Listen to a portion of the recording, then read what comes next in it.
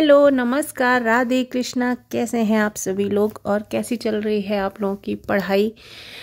और मैं भी एकदम बढ़िया हूँ। सुबह हो चुकी है, आज थोड़ी लेट उठी हूँ, 4:15 के करीब उठी हूँ। अलार्म बजा था लेकिन आज अयांश की छुट्टी है तो इस वजह से मैं लेट उठी हूँ कि पढ़ाई में कर पाऊँगी 8 बजे तक। तो सर्दी का टाइम है, कभी कभी आलस मुझे भी लग जाता है उठने में। तो आज मैं 4:15 के करीब उठी हूँ, नहाया और सारे पूजा पाठ और चाय वाय बनाने में 4:30 के करीब हो गए हैं। तो बैठती हूँ पढ़ने में। आज मैं पॉलिटी और करंट की क्लास करूँगी। आज का टारगेट है कि करीब 3 या 4 क्लास पॉलिटी की और करंट की क्लास में निपटा दूँ, क्योंकि अयांश आज घर पे है तो फोकस पढ़ाई पे नहीं बन पाएगा। मतलब जो शांति होती है घर में वो नहीं हो पाएगी। तो इस वजह से मैंने सोचा है कि ईयरबड लगा के क्लास निपटाती हूँ, जो मैं पहले कर चुकी हूँ पीसीएस अभ्यास से। एक रिवीजन हो जाएगा, जब आप किसी चीज़ को सुनते हैं तो रिकॉल हो जाता है अच्छे से।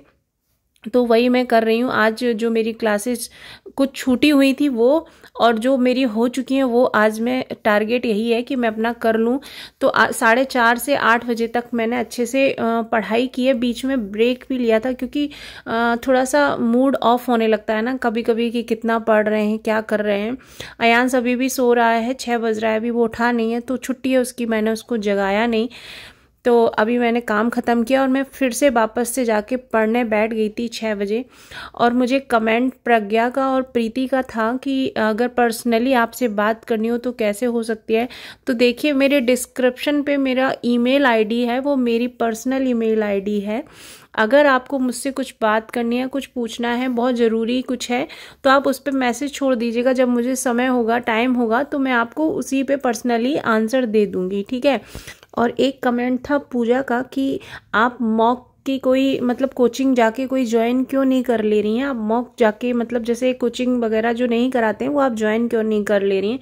तो देखिए, मेरे पास इतना समय नहीं है कि मैं जाके वहाँ पर ज्वाइन करूँ, क्योंकि मुझे सुबह बच्चे को छोड़ना और लेना रहता है, शाम को मुझे उसकी क्लासेस करानी रहती है। 5 से 7 क्लास होती है, घर आते आते 8 बज जाता है मुझे। तो मैं अपने अकॉर्डिंग मतलब समय को चलाती हूँ। तो मैं मतलब वहाँ का कैसे क्या समय होगा, तो मेरे पास समय नहीं है उस हिसाब से, सीधी बात ये है। तो मैंने मॉक ले रखे हैं अपने लिए। और सबसे बड़ी चीज़ ये है कि मॉक से ज़्यादा रामबाण PYQ होते हैं।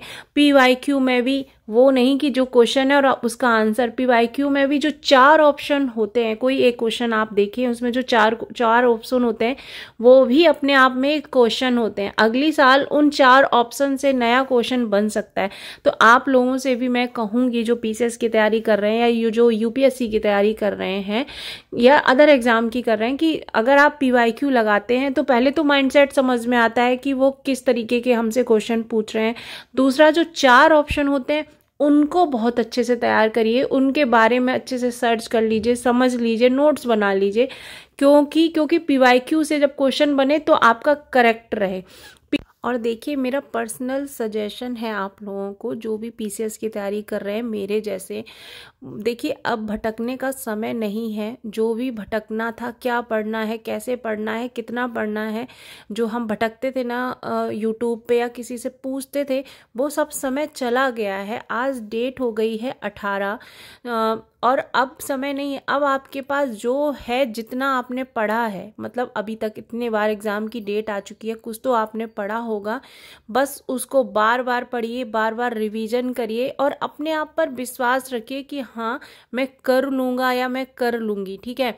देखिए, मेरे हिसाब से मैंने आपको बुक लिस्ट बताई थी, मैं तो वही फॉलो कर रही हूँ। मैं मतलब अपने जो चीज़ें हैं उनको शॉर्ट करती जा रही हूँ। जैसे मैं मॉक जो लगाती हूँ उनकी मैं कोशिश करती हूँ, क्योंकि टाइम नहीं रहता तो पूरे दिन में मैं कोशिश करती हूँ कभी ना कभी उसके नोट्स बना लूँ। जैसे कोई मैंने क्वेश्चन लगाया, उसका बड़ा सा आंसर है, तो उसको मैं 3 से 4 लाइनों में करने की कोशिश करती हूँ। फिर जब आप उसको बार बार पढ़ते रहते हैं ना, तो उससे बहुत अच्छे से वो दिमाग पे बैठ जाता है। तो यही करिए, मॉक दीजिए, PYQ दीजिए और घटना चक्र की जो पूर्वालोकन है वो पढ़िए और टेस्ट दीजिए अच्छे से। बस यही सब करिए और अपने आप पर विश्वास रखिए। मतलब भटकाना या भटकाओ एकदम एकदम छोड़ दीजिए लोगों की बात। और देखिए अब नया कुछ मत छूना, नई कोई बुक मत उठाना। इतने बार एग्ज़ाम की डेट आई है, हमने बहुत अच्छे से पढ़ाई की थी, तैयारी की थी, विश्वास रखिए कि हम कर लेंगे। और अभी पढ़ाई मत छोड़ना, बीमार मत पड़ना, अपना हेल्थ का ख्याल रखना। बाकी कुछ बात पूछनी हो तो कमेंट करना।